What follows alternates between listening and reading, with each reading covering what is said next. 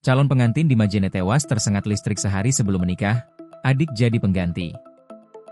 Acara pernikahan yang berlangsung di Desa Talubanua, Kecamatan Sendana, Kabupaten Majene, Sulawesi Barat, Sulbar, mendadak viral di media sosial, Senin, 15 Juni 2026. Acara pernikahan harusnya diliputi kebahagiaan itu malah diselimuti tangis duka. Lantaran mempelai laki-laki bernama Suparman meninggal dunia tersengat listrik pada Minggu, 14 Juni 2026, kemarin, sehari sebelum pernikahannya berlangsung. Mempelai perempuan bernama Evi Sahira, kekasih korban, tak kuasa menahan tangis saat mendengar berita duka itu. Dalam video beredar nampak Evi Sahira memeluk jenazah kekasihnya ini di ruang tamu yang telah dihias acara pernikahan. Pernikahan ini pun tetap dilaksanakan, korban digantikan oleh adik laki-lakinya. Sempat viral di media sosial karena sang adik tegar menggantikan saudaranya untuk menikahi Evi Sahira.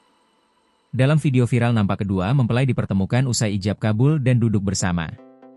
Mempelai perempuan sempat tak sadarkan diri karena tak kuasa menahan tangis.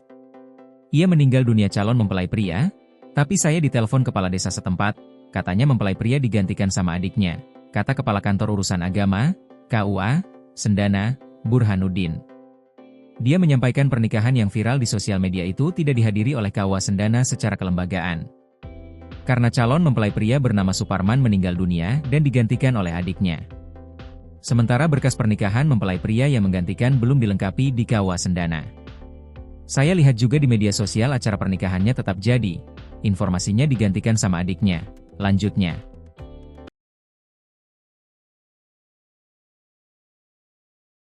Download Tribun X sekarang. Menghadirkan lokal menjadi Indonesia.